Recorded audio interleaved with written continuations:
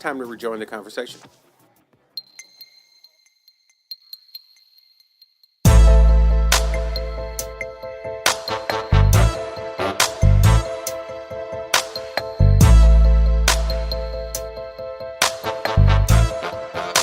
Okay, we are back, and here we go. Party politics. So, with everything going on in the Trump White House, it may be overlooked that the Dems gained some ground last week in the midterm elections, and there, of course, was a few other tidbits that happened in politics last week, and we're going to talk about them. So, first, Sheriff Roy Moore,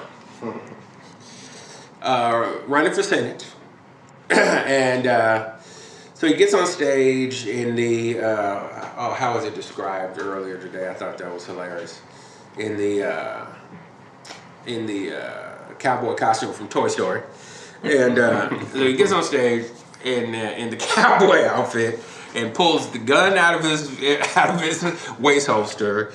As he's doing, an election rally to get himself elected for state senate.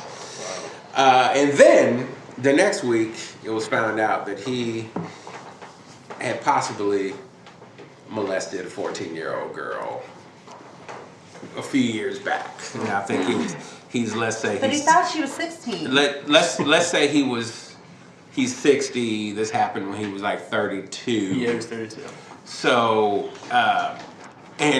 so first, ew, child molester, you need to go to jail. But here's the rub. He tries to say that the age of consent in the state is 16. So and he thought she was 16, so it should have been okay. And rightfully so, quite a few people from his own party, for that matter, are calling for him to step down, but it looks like he is refusing to step down. And go. I don't even know where else to go with this. I seen this on Saturday Night Live, I think. Yeah. They did a skit on it, yeah. That's all I heard about it, but Yeah, well, they said he didn't he plead guilty to pornography, but not to child pornography, but not to I thought they said rape, but I guess technically it's statutory rape. Yeah, statutory. But there's more women coming forward. Yeah, there's another one today who said she was 15. Yeah. And he picked her up at a restaurant and said he would give her a ride home. I guess he went to this restaurant all the time. And all they did was drive around back in the parking lot and lock the door and try to grab her and shove her head down towards his cock. Because normally, if you go that young, that's your thing. That's your thing. Yeah. Yeah, you like R. Kelly straight up. Like that's your what's up with thing. these? Allegedly. Supposedly. But doesn't it show the audacity of people now? Since ironically, we're in this particular administration, it just shows the audacity of people and what they're willing to run on based on any kind of morals. Well, he's not stepping down because he doesn't see anything wrong with it. He thinks that, we had this conversation this morning, that just how everything is, people are coming out of the woodwork on stuff, and, just at the beginning of, during election time, when the whole, Trump caught on tape, and it just, because nothing happened to him. Yeah, I personally feel like this is a national backlash over that moment. So you had a guy caught on tape saying, I do horrific shit. And he still gets elected president. And so now, again, everybody's like, oh, that. And they're just Well, you look going at it, but it didn't stop there with his. It was he was literally on tape. Everybody heard it. Then the whole Miss America thing came out and nothing ever happened. It was all just swept away, because I think at the same time that happened, was when the DNC shit was leaked. And people forgot about that to some extent and had a whole nother thing to be upset about. And then started in on the Russia stuff and blah, blah, blah. So it just, I think it's, we talked about it last week, you know, this isn't new behavior, but at some point, people have to be held accountable for the things they do and the things they say. Well, right. That would be the difference. I mean, I think, in my mind, the things that separate the Trump tape versus all the other things that are coming out is Trump just sounded like a stupid frat kid when he was talking on the Access Hollywood tape. And half the time I think he's full of shit anyway. Yeah, so I don't know what he does in life or not. I have no idea if he really walks around just grabbing chicks by the snatch and going, hey, you know, I'm Donald Trump. I have no idea. Maybe he does, maybe he doesn't. But so far I haven't seen a whole rush of people coming out and saying he's done it. These are very specific allegations by a lot of people, multiple times, by when they were kids, when they were, you know, throughout their professional careers, and that's a huge separator to me. And again, I'm not excusing Trump by any stretch. I just think he's a fucking moron. But it's very different to be caught on a tape saying something really, really stupid versus somebody saying that you assaulted a 14-year-old girl. Now, I think the punishment should be equivalent to the crime. I don't think that somebody that has been accused of raping or molesting or, you know, whatever someone, that's not the same punishment.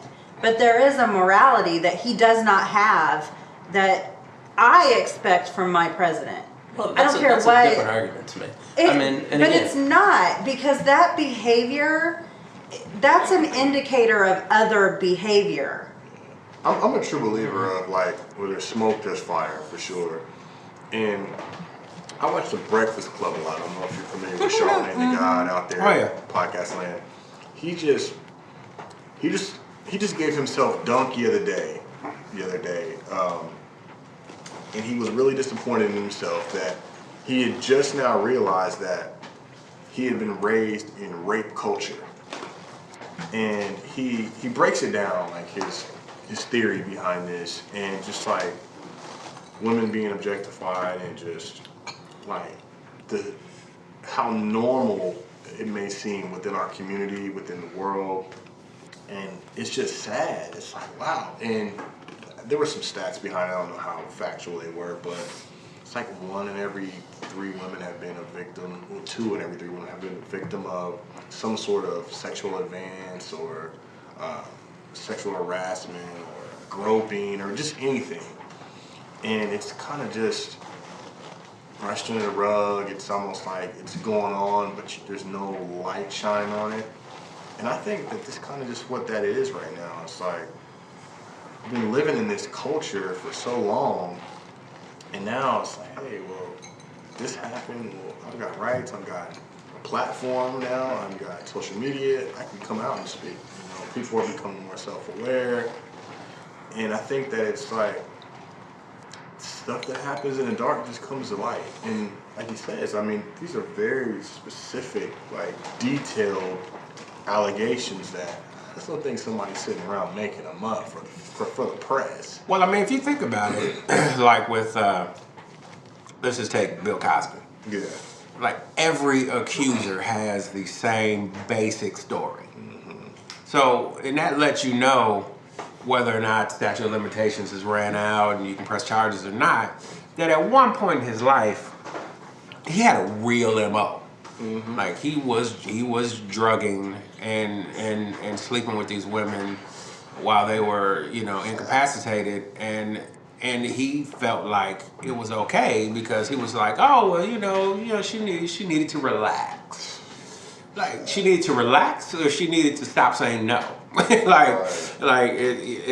And what I'm hearing across, whether it's the Hollywood people or the politicians, or when there's multiple allegations coming out against these people, you hear the same stories about these in particular people, like the thing that they're into. Like Anthony Weiner enjoyed taking pictures and texting them to underage girls. That was his thing. And it you know, we talked last podcast just about, you know, powerful men behaving badly, and you know, and I think that does get to the whole kind of point of you know, I step back just slightly from calling it rape culture, only because I do think too there have been incidents where people have tried to make something, you know, quote unquote rapey that wasn't. Like I remember when the song Blurred Lines came out. There's this whole hipster chick movement, like, oh, that song's so rapey. I'm like, wait, what? Is it hipster chick? And I was just like, it was rapey. Then it made me really start listening to the song again, and I'm like, no, he didn't say, you know, like like no is a blurry line. He never said anything close to that in the song. So like, you know, now whether or not, you know, there have been, you know, like I remember when Rick Ross got hit with the thing. He put out the mixtape record, but it had references to drugging, you know, drugging a girl in her champagne or whatever, and he got massive backlash and dropped from sponsorships and rightfully so. Right. But it, you know, but I hate to paint everybody with that brush, but when we're talking about some of these particular bad actors, there are some. I mean, it wasn't that long ago. Was it about a year or so ago?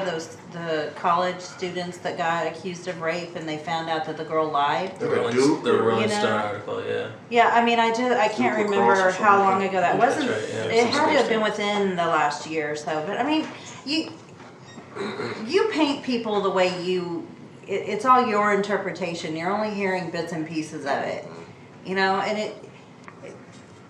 but I guess to your point, when you keep hearing the same story, the same things from different people that have never met each other, you know, there's some weight to it. Oh yeah, for sure. yeah, definitely. So all this stuff's been kind of obviously popping up on the news and everything, and I thought it was interesting with everyone, as they should be very frustrated that these kinds of things have gone on. And I saw someone that post on Reddit said, hey, by the way, I just want to remind everyone there's a full Wikipedia page devoted to Donald Trump's sexual misconduct allegations. In fact, he has an entire Wikipedia page. He has like 16 people. Well, it was interesting. So I was kind of reading through this, and he said during a Howard Stern interview in 2005, Trump described his practice of walking in unannounced while beauty pageant contestants were naked. And it's, quote, I go backstage before a show and everyone's getting dressed and ready and everything else. You know, I know men, so you know no men are anywhere, and I'm allowed to go there because I'm the owner of the pageant. And therefore I'm inspecting. And I check in and say, is everything okay? You know, they're standing there with no clothes on, and you see these incredible looking women, and so I sort of get away with things like that. But no, I've been very good. Well, that came out during the election, and nobody had a problem with it. I shouldn't say nobody. Yeah. Not enough people had a problem with it. But again, it's like, it's him talking about it himself, which I just find... In an environment Right. where you're prone to say stupid shit that half the time isn't even true anyway. Because I'm a huge Howard Stern fan. I listen every day. And half the shit people say is just completely fake. So I don't know. And you know what the environment before you go on that show is anyway. If it is fake, he's even worse than if he actually did that, because you think that that's something that you should be able to brag about, and it's cool. I heard it. I've heard it a million times. Howard's played it a million times since. I don't know. I mean, that's kind of the point of the show, is to just be ridiculously But stupid. that's the thing. But right, and you know I love you, so don't think I'm like mad at you or anything. But that attitude right there is exactly the reason that some people get away with it and others don't. Because he was just joking. It's not okay to joke about stuff like that. It's it's fine to joke about it if you're joking. It's no, not it's okay to not. joke about it if No, you it's didn't. not, because you know, sat it's different. you sat at a table here and got onto Dave about saying grabbing somebody by the pussy is locker room talk. Yeah. You got onto him about that. Sure. But basically what you're saying that he did on Howard Stern is okay, and it's quote unquote locker room talk. No, I think if Howard Stern is a locker room, first off, and so I would expect that to be on the show. Secondly, in my mind, it is a world of difference between just saying stupid shit to get shock value like a Howard Stern does, and I'm not about to throw Howard Stern in jail either. Because that's the point He of the didn't show. say It's like, his whole show is set up to do nothing but this kind of shit. I mean, come on. It shouldn't matter what platform it is. Yes, it does. It matters No, 1,000%. it doesn't. And this is 2005. You know, he had no presidential aspiration at that point anyway. Who would have thought that? Yes, he did. No, he didn't. Who would have thought he ever really seriously could have run for president? I mean, nobody on earth. It was Yes, just and a over- weird president for compliment. how many years, I get though? it, and everybody took it as a joke. The fact that he actually won just makes everybody look stupid, and I'm fine with going along with. There was a weird, strange time in the world where stupid shit apparently was allowed. But no, that didn't bother me when he said it did. It doesn't bother you, but you're not a woman either. I get it. I understand. But that's half the population who's sitting around going, this doesn't bother me. And I know a lot of women who listen to the show and go, it doesn't really bother me that much. You know? And also, the whole Louis C.K. thing, while I find it bizarre, I think it's absolutely strange behavior to want what? to jerk off in Louis front of C.K. people. Oh. I'm baffled that people just don't get up and walk out. You know, just leave. I mean, it just seems super strange to me. The whole thing is weird. Like, everything about it's weird. In my mind, I guess I try to split it out and go, I don't want to get caught up in a bunch of weird little side traps of stupid stuff that people have said. Even, I think it's bizarre to jerk off in front of somebody and ask them to come to your trailer to do it. That's just really weird. But, is it a crime? Probably not. But I would rather focus on people who are victims of crimes, because that's where I think you really need to start. Because the rest of the shit pales in comparison to what some of these people really did, and that bothers me infinitely more. Roy Moore, fucking kids, that's disgusting, and it's too bad that he can't be arrested for it at this point. But that's because why he I should be said arrested. the punishment should fit the crime. There is no crime. They're there. not all. All right, we're It's just not a going to have crime. to agree to disagree on it, because there are levels of crime. Listen, I'm not advocating the behavior. I'm not saying, man, high five. In fact, I would never high five Louis C.K. again. I don't know where his hands been, but I don't know how recently. But again, not a crime to me. Terrible idea, horrifically bad. I don't call it harassment. I just think haven't it's heard bizarre. what's going on with Louis C.K., but I was talking about Trump. It's the whole thing. I mean, Louis C.K. was a huge story this past week. He got dropped by Netflix, HBO, FX, and Fox, and all this stuff. Lost his manager, publicist, and agency. Yeah, they're pulling his movie that he's got coming out. For that dude. So, Oh yeah, Which and I guess I do is not. the difference between politicians and Hollywood, which again, we've had that conversation. So all of these Hollywood people have basically lost their entire lives. And then you've got somebody that's been asked to step down in politics and isn't, and his name is going to be on the ballot, and there's no other option unless you write somebody in, or and how many people remember to write somebody in? Well, all that means is the Democrats going to win, and he can't withdraw. And this it's point if he wants unfortunate. to. He could withdraw. No, he could say, I won't take it, even if you vote for me, I'm not going to take it, I'm withdrawing But he my race. doesn't But the see- ballot's already printed and mailed. You can't get his name off the ballot regardless. Yeah, that's So, right. That's the only thing you can do, or the Republicans can refuse to seat him as a Republican. Right. Winner, so they could don't avoid How do the you ballot. refuse to seat somebody if they're elected? Because it's part of the bylaws of the party. Of You the can party. absolutely not seat that person. All right. Okay, so let's move forward, because it sounds like we have another whole podcast that we can devote to. We don't need to devote. Well, but I do hear something here where, like I said, Hollywood can get convicted in the court of public opinion, and that's all that needs to happen, versus politicians, that there's a real process to remove them from office or remove them from ballots, or and so bad stars in general. yeah, so bad actors, quote unquote, depending upon your profession, Well, I it mean, makes it more difficult. Look at athletes.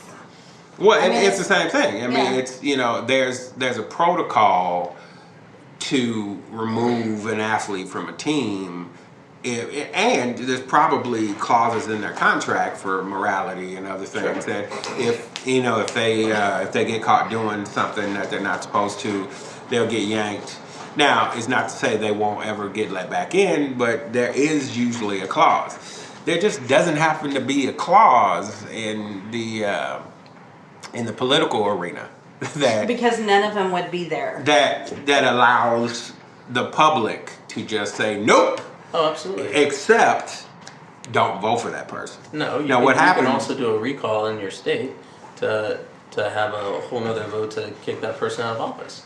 Which doesn't happen that often, but it does I'm happen. not saying it doesn't happen often. I'm saying there is a mechanism in place to get somebody out of office that you think is a complete fucking idiot. You know, you can do that at any time. In fact, they did it in California. That's Yeah, that's how Schwarzenegger was. Yeah. That worked out well for him. They did a recall vote, and he ended up becoming the winner in the next election. Yeah. Okay, so let's talk about the Dems and the seats that they gained in last week's midterm.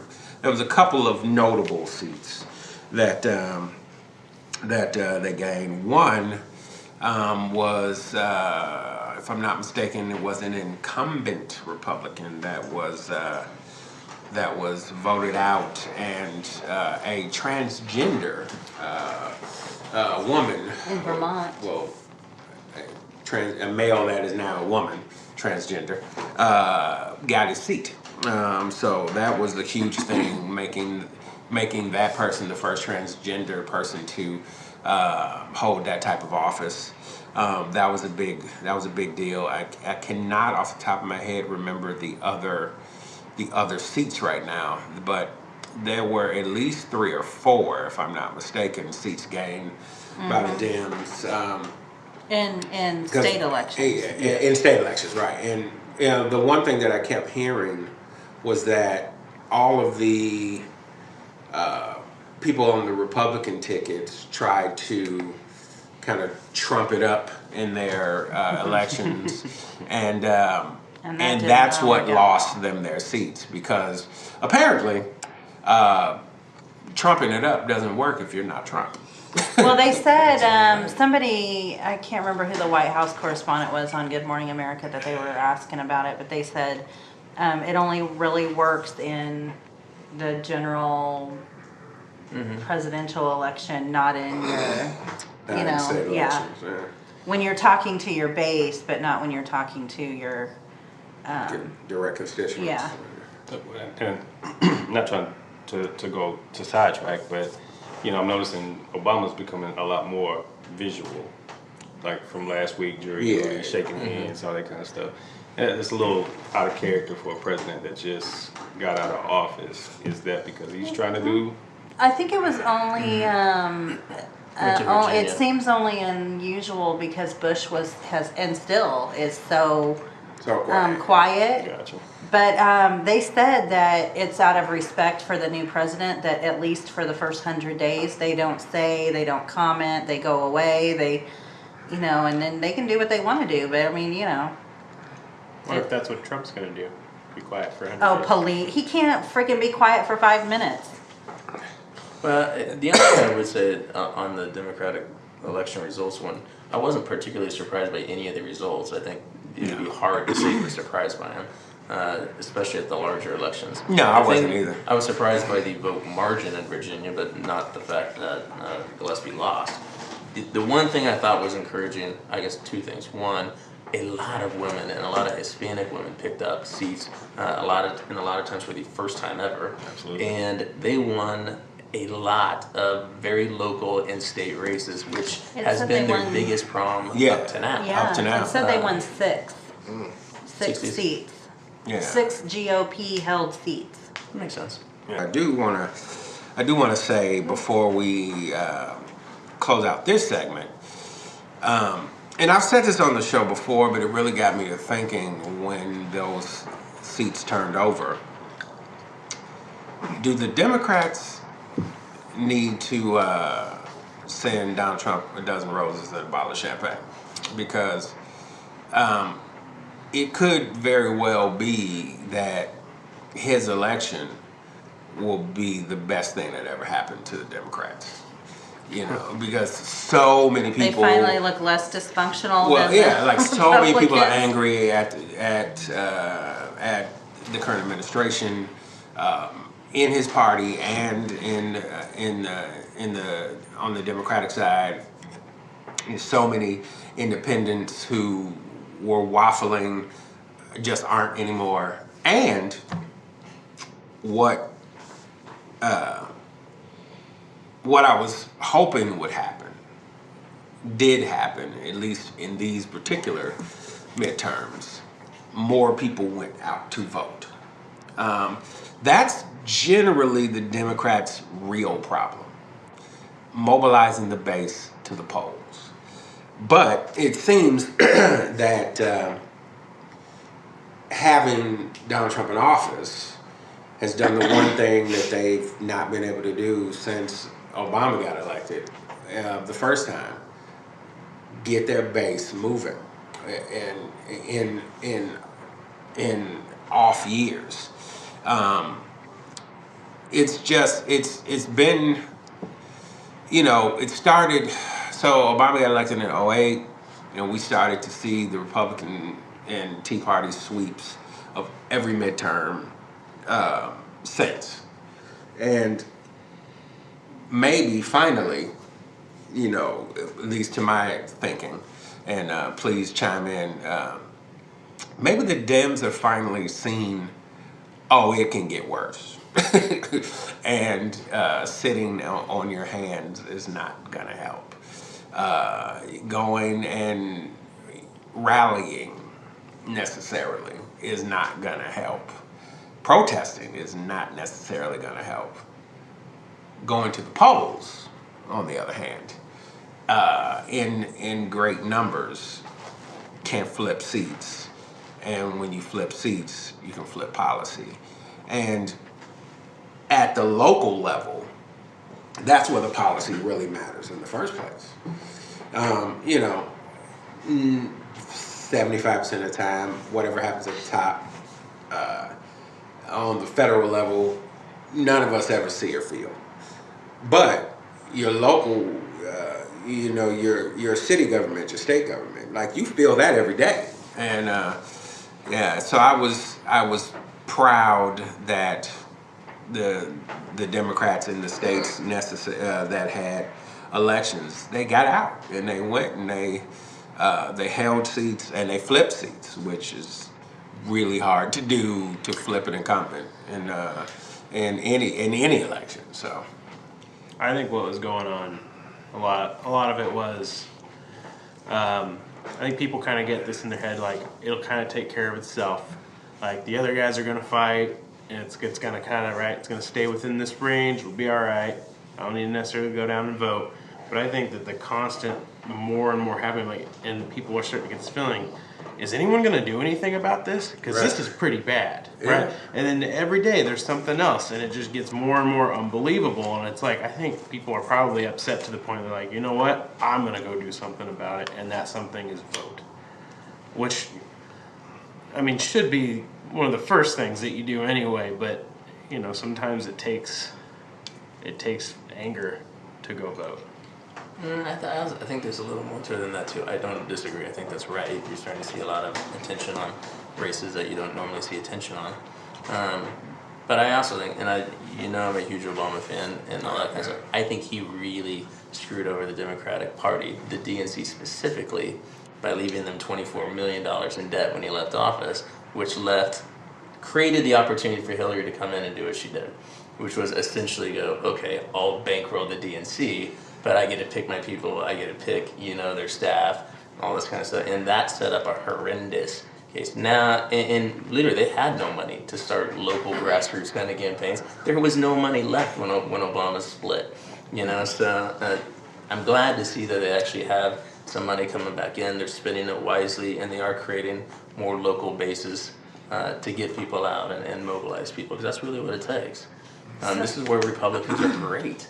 This is where they have. They have a machine. Yeah. The Democrats do not. It's a Not for terribly local. unorganized machine. Yeah, their national machine is still amazing. It's pretty good. But the Republicans' local machine it's a juggernaut. It's hard That's to beat. ridiculous. So it's interesting. It is. It is. So with all that, I think, like I say, I think there's a lot more to chew on. But we're gonna let you at home out there in podcast land do a little chewing on your own. And with that, we'll be right back. Hey, you having a good time? Let me introduce you to a couple of my media brothers. First, www.americathemixtape.com, a cipher on American politics, society, and culture. And where'd I get that mixtape? Of course, www.cornerbodega.us, purveyors of urban culture. Come on, let's get back to the party. And we are back, and before we get out of here, let's talk about today's sugar honey iced tea. For those that don't know, these are things that I or a member of the group that have found that are really cool, aka the shit. And today's sugar honey iced tea is last minute WikiLeaks. And I'm going to turn this over to Brain Mass to tell us what he found today. So just a few hours ago, The Atlantic released an article that's titled "The Secret Correspondence Between Donald Trump Jr. and WikiLeaks."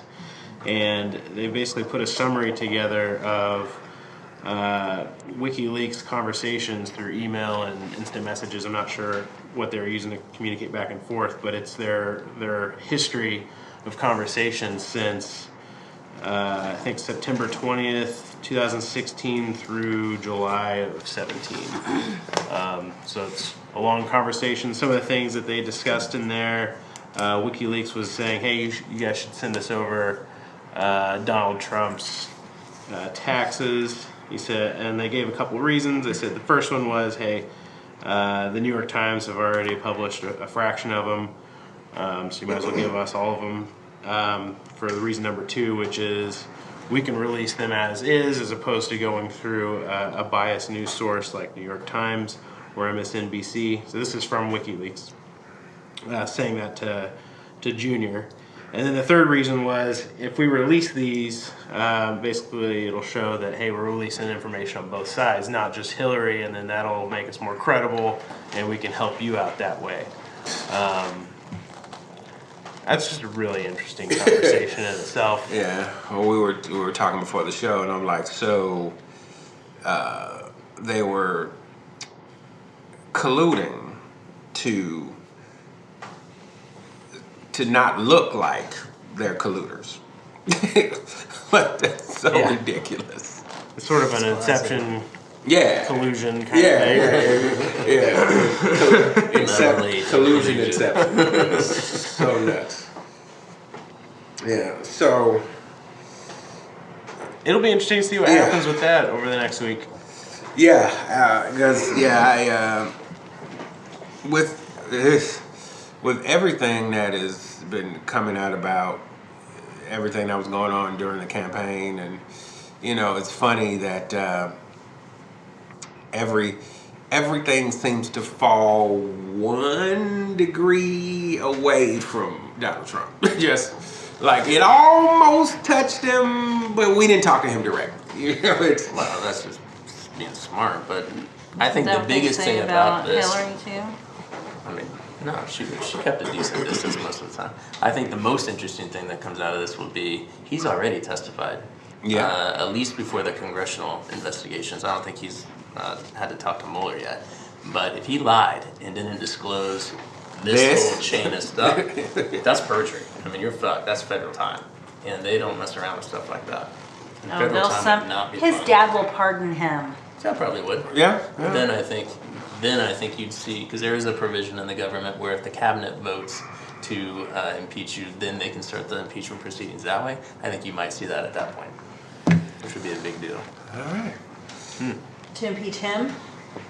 So, yes, you can be the Congress can come and have a vote to impeach you or not. Yeah. But there's another one where your cabinet can vote that we have no faith in you, and that can start impeachment proceedings as well. I didn't know that. Yep. So a lot of people have been putting heat on the cabinet members to go, you know this guy's a jackass and he's in our country. You need to get the ball rolling. That is hilarious. Interesting. We shall see. So you think if his son is If he goes and pardons convicted Trump and he Jr., pardons him, that you think they'll yeah, start it? yep. Somebody will start at that point. Interesting. You know, What do you think of his constant flip-flop on how he feels about Russia? I mean, did you hear what he said today? That was the dumbest thing I've ever heard. I didn't hear what he said today. I over heard the what he said weekend, over the he said- weekend about. he said, "I believe Putin." he did. I Today believe he believes that. So that's what he said today. Okay. Is he comes out and goes, well, I mean, I didn't say I believed Putin. I think I believed Putin thought he believed what he said. Okay, this is getting very confusing my and God. stupid. Well, it's like he doesn't want to offend him, but he doesn't, like, he's in a really bad position. Oh yeah, all the way around. I mean, for me, it would be a no-brainer, but, you know, he obviously feels the need to continue his bromance with him. I think there's probably that's more of a financial relationship that'd be interesting to find out what absolutely. really happened. I agree. yeah, I definitely think there's some financial entanglements in there. So Some fat check I just, for- when they said that this morning, I was Nice like, checks. what does he have on Trump? Probably That a couple just- $1 billion. Yeah, that just will not let him just flat out say, He's financing- you're lying. He's financing some gigs for sure. Oh, absolutely. Well, we have had some very interesting conversation today, to say the least. And I will say, I am not personally a huge fan of WikiLeaks, but today, WikiLeaks might be the shit. And with that, I'm going to end this podcast in the way I end all podcasts, and that is with the toast that started it all for me, and that is to good times with good people.